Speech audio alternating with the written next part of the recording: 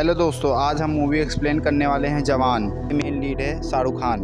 Trailer देखकर आपको ये सबको अंदाजा लग गया होगा कि फिल्म कैसी है। लाजवाब, एकदम बेहतरीन। सो विदाउट एनी वेस्टिंग चलिए आते हैं मेन थीम पे। कहानी की शुरुआत होती है एक छोटे सी गांव की, जहां पे एक आदमी की डेड बॉडी गिरती है और वहां पे एक बच्चा देख लेता उसी गाँव का, और फिर उसी बॉडी को गाँव में लाया जाता था। बहुत बेरहमी से उस बॉडी में चोट लगी थी, जो कि पूरे बॉडी में उन लोगों ने ट्रीटमेंट के लिए पट्टियाँ लपेट दी थी।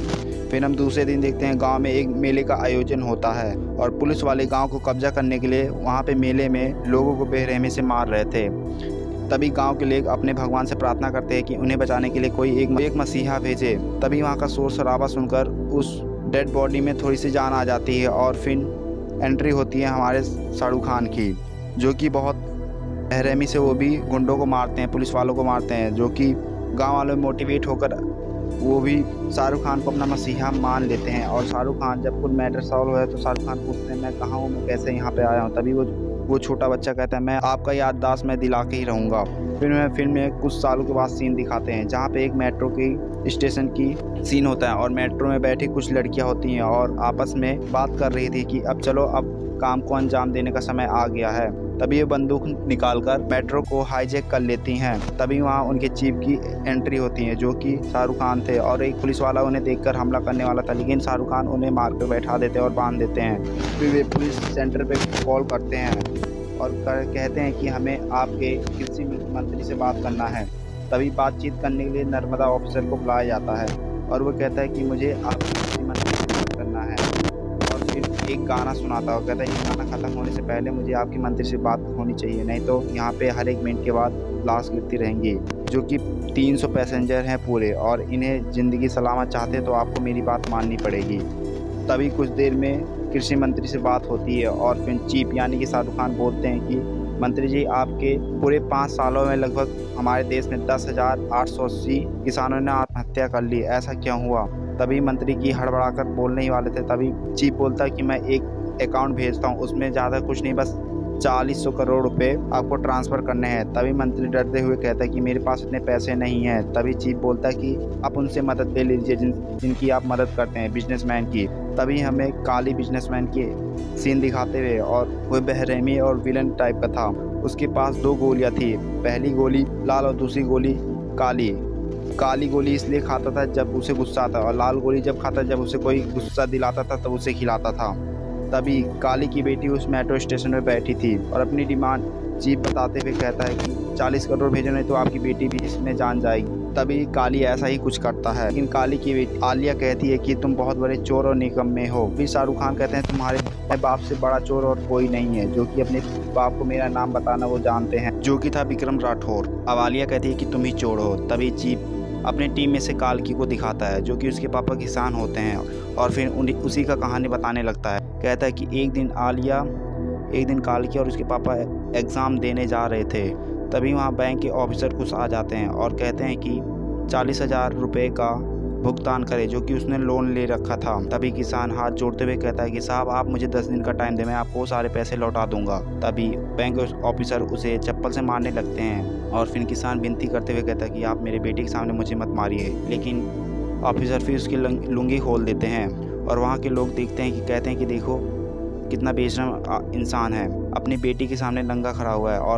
और फिर लोन के नाम पे किसान का ट्रैक्टर उठा के लेके चले जाते हैं। तभी बेटी को एग्ज़ाम देने के लिए भेज देता है और अपना जाके आत्महत्या कर लेता है। फिर उसके दूसरे दिन ऑफिसर फिर आते हैं और फिर आते ही कहते हैं कि ब्याज के पैसे रह गए थे। तभी उसकी माँ के मंगलसूत्र छीन लेते हैं, जो कि कालकी की माँ थी, लेकिन कालकी गुस्से में आके एक फावरे से ऑफिसर को मार देती है और फिर चीफ की टीम में शामिल हो जाती है।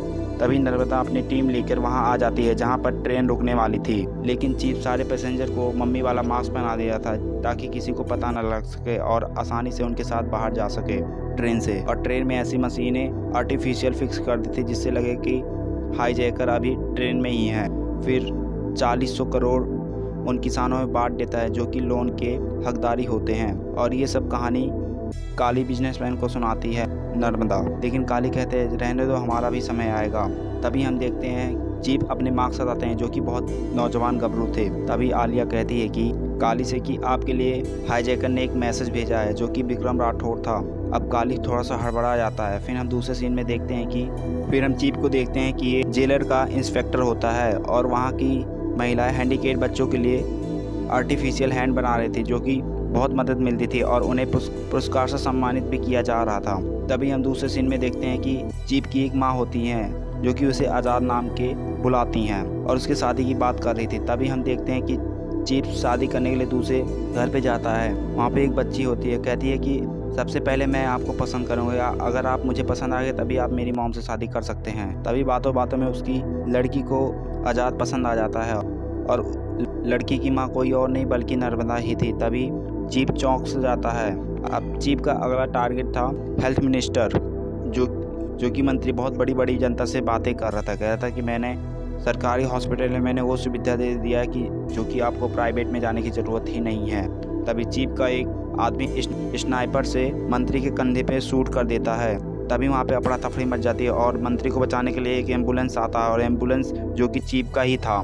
फिर उन्हें उनके पास के ही सरकारी हॉस्पिटल में ले जाया गया, लेकिन सरकारी हॉस्पिटल के डॉक्टर कहते हैं कि मेरे पास ऐसी कोई सुविधा नहीं है जो कि मैं मंत्री की जान बचा सकूं और गोली निकाल सकूं। तभी जो सुविधाएं थी वो लिखकर नर्मदा को दिया जाता था, यानी कि ऑफिसर को। तभी ऑफिसर कहती है कि मैं वो सब सुविधाएं अभी उपलब्ध करा देता हूँ जो कि मंत्री की जान बचाया जा सके। तभी चीफ कहता है कि ऐसा थोड़ी ना होता, आपको ऐसा पूरे सरकारी हॉस्पिटल में करवानी होगी। तभी वो कहता है कि आपको मेरी किट से बात करवानी होगी। तभी वहाँ पे भंडा फूट जाता है, जो कि कुछ साल पहले बच्चों को वहाँ पे लाया गया था उस हॉस्पिटल में सरकारी के। कुछ बीमारी के कारण बच्चों को सांस लेने में दिक्कत होती है, जो कि हॉस्पिटल में सरकारी के सिलेंडर तक और भी मशीनें उपलब्ध नहीं थी। तभी किरण नाम की एक डॉक्टर किड्स को फ़ोन करती है और कहती है कि यहाँ सिलेंडर की बहुत सख्त ज़रूरत है, ऑक्सीजन सिलेंडर की। तभी किड्स कहता है रुको, इसके लिए थोड़ा टाइम लगेगा और इसके लिए सबसे पहले थोड़ा थोड़ा कमीशन देना पड़ता है, जो कि मुझे अभी कमीशन नहीं मिला हुआ। तभी किरण कहते हैं कि मैं आपकी शिकायत हेल्थ मिनिस्टर से करूंगी। तभी किड्स कहता है जाके कह दो, सबसे बड़ा कमीशन वही तो लेता है। फिर वहाँ कुछ देर बाद देखने को मिलता है कि सारे बच्चे ऑक्सीजन ना होने के कारण मारे जाते हैं। फिर नर्मदा इस बार चीफ को पकड़ने के लिए फिर प्लान बनाती है, जो कि वहाँ पर बहुत सारी फाइटिंग होती है, लेकिन फाइटिंग में चीफ का मास्क खींच लेती है, लेकिन उसका फेस तो नहीं देख पाती है। लेकिन हाँ, मास्क में उसके कुछ बाल लग गए थे सिर के, जो कि डीएनए टेस्ट में पता चलता है कि ये कोई बूढ़ा नहीं बल्कि जवान आदमी है। तभी उसका स्केच बनवाया जाता है। लेकिन उसके अगले दिन नर्मदा और आज़ाद की शादी होनी थी और शादी के दिन आज़ाद नर्मदा को पूरी कहानी बताना ही चाहता था, लेकिन उससे पहले नर्मदा को उसके स्केच मिलके जिसे सुनकर वो देखकर वो हैरान हो गई और उसके ऊपर गोली चला दी आज़ाद के ऊपर। फिर वहाँ काली के आदमी आ जाते हैं और उन्हें पकड़ कर ले जाते हैं। दोनों की भरपूर बराबर से पिटाई होती है और काली को ऐसा लगता है कि नर्मदा इसकी पहले से ही हेल्प कर रही है, बल्कि इसे पकड़ने का सिर्फ ये ढोंग कर रही है। तभी और ज़्यादा कुटाई होती है। तभी वहाँ होती है असली रियल विक्रम राठौर की, जो कि आज़ाद का पापा था, और आता है। वहाँ बहुत फाइटिंग होती है। फिर वहाँ पे विक्रम राठौर उन्हें बचा कर ले जाता है। तब नर्मदा अपने ऑफिसर से कहती है कि मैंने चीफ के जो टीम में लड़कियाँ थी मैंने उनका चेहरा देख लिया है और ये सब काम आज़ाद और विक्रम दोनों मिलकर ही कर रहे हैं। वो लड़कियाँ जेल में है, जो कि मुझे पता लगाने कि जेल जाना है। तभी वो जेल जाती है और झूठ बोलती है कि विक्रम राठौर बहुत ख़राब आदमी है, वो मुझे फंसाकर तुम लोगों को भी ऐसे फंसा देगा और किसी दिन तुम लोगों को भी ऐसे ही मरवा देगा। तभी वहाँ लक्ष्मी नाम की एक लड़की होती है और गुस्से से बोलती है कि तुम्हें अभी कुछ नहीं पता। दरअसल तब वो लड़की उनकी पूरी स्टोरी, बैकवर्ड स्टोरी बताती है। आज़ाद पहले एक कमांडर थे, उनकी पत्नी दीपिका भी थी। उन्हें एक मिशन भी मिला था। वहाँ पे किसी घर में बहुत सारे आतंकवादी घुस गए थे और आदमियों को मार रहे थे। तभी उन लोगों को हॉस्पिटल मिशन मिला था कि आपको सबसे पहले पब्लिक की जान बचानी होगी। तभी वो गोलियां चलाने के लिए बंदूक चलाया, लेकिन सस्ता गन उनके सही समय पे बंदूक की गोलियां नहीं निकल पा रही थी और अब बहुत सारे अपने जान गंवाने पड़े ऑफिसर की। मिशन कंप्लीट होने पर उन लोगों को पुरस्कारित और मेडल दिया जा रहा था। तभी विक्रम मेडल लेने से मना कर दिया और कहता है कि आपके सस्ते बंदूकी की वजह से हमारे कई सारे ऑफिसर की जान गई है। तभी हमें पता चलता है कि वह बंदूकें काली सप्लाई कराता था। फिर काली बोलता है कि नहीं, मेरे बंदूक A1 है, आप लोगों को बंदूक चलानी आती ही नहीं। मेरे पास कुछ अच्छे ऑफिसर हैं जो कि आपको बंदूक सिखा दें। तभी विक्रम राठौर को गुस्सा आ जाता और बंदूक की गोली उसकी तरफ चलाने लगते हैं, लेकिन सस्ती बंदूकें हुए चल नहीं पाई। काली बहुत डर जाता और फिर उसकी बंदूक की जो कारखाने फैक्ट्री थी बैन करने के लिए आ जाती है नोटिस। अब एक दिन विक्रम राठौर और उसकी पत्नी दीपिका घर पे ही थे, तभी काली के आदमी आ जाते हैं, उन पर हमला कर देते हैं और विक्रम राठौर को लेकर अपने साथ लेके चले जाते हैं। लेकिन दीपिका वहीं छूट जाती है, जिससे विक्रम राठौर काली के आदमी से खूब धुलाई करते हैं। और फिर इधर दीपिका पुलिस स्टेशन जाती है और कहती है कि उसके पति को कोई ले गया। तभी पुलिस वाला कहता है कि तेरा पति क्रिमिनल है और ड्रग्स की सप्लाई करता है और कई सारे आरोप लगाता है। तभी दीपिका गुस्से में उस पुलिस वाले को मार देती है, जिसके तहत दीपिका को फांसी की सजा हो जाती है। लेकिन बाद में पता चलता है कि दीपिका प्रेग्नेंट है और इंडियन कानून के तहत कोई महिला अगर प्रेग्नेंट है तो बच्चा पैदा होने तक 5 साल से पहले उसे फांसी की सजा नहीं दी जाती है। तभी वहाँ काली की एंट्री होती है और जीप बहुत बड़े और आँख बहुत बड़ी बड़ी के दीपिका को डरा रहा था काली।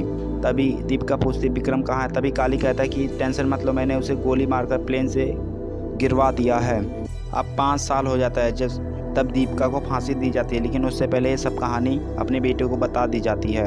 अब ये सब कहानी सुनकर उधर नर्मदा नर्वस हो जाती है और आज़ाद की मदद करने के लिए अंदर ही अंदर कोश रही थी। तभी नर्मदा का एक आदमी कहता है कि मैं तुम्हारे लिए नहीं बल्कि काली के लिए काम करता हूं और तुम्हें मेरे से कोई अब नहीं बचा सकता है। तभी वहां आज़ाद की एंट्री होती है। नर्मदा को वो तो बचा लेता है, लेकिन लक्ष्मी की वहां मौत हो जाती है। वहां बहुत ज़बरदस्त फाइट होती है। तभी ये लोग प्लान बनाते हैं, काली के बैंक में कुछ पैसे आने होते हैं और वो पैसे चोरी करने के फिराक में चोरी तो ये आसानी से कर लेते हैं, लेकिन विक्रम जो है काली के हाथ आ जाए, जिससे वहाँ पे उसकी बहुत कुटाई होती है।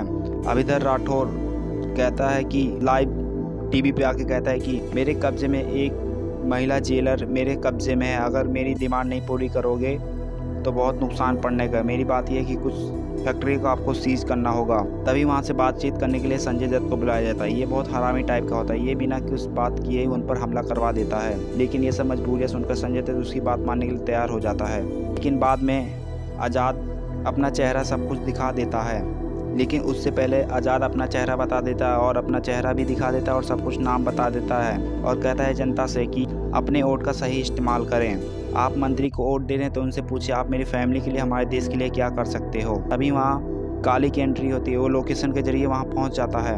तभी ठीक आज़ाद अपनी मम्मी की बताई हुई कहानी याद आया, जैसे कि उसे दीपिका को काली ने डरवाया था जेल में, बिल्कुल उसी तरह जीप बाहर निकाल के आंखें बड़ी बड़ी करके उसे उसी तरह फांसी की सजा दे देता है और फिर कहानी यहीं पे ख़त्म हो जाती है। गाइस आप सबको मेरे सपोर्ट करनी चाहिए, क्योंकि मेरा न्यू चैनल है, अभी मेरा पुराना चैनल टर्मिनेट हो गया गाइस। सो गाइस मेरा आप मदद करिए। Thank you guys.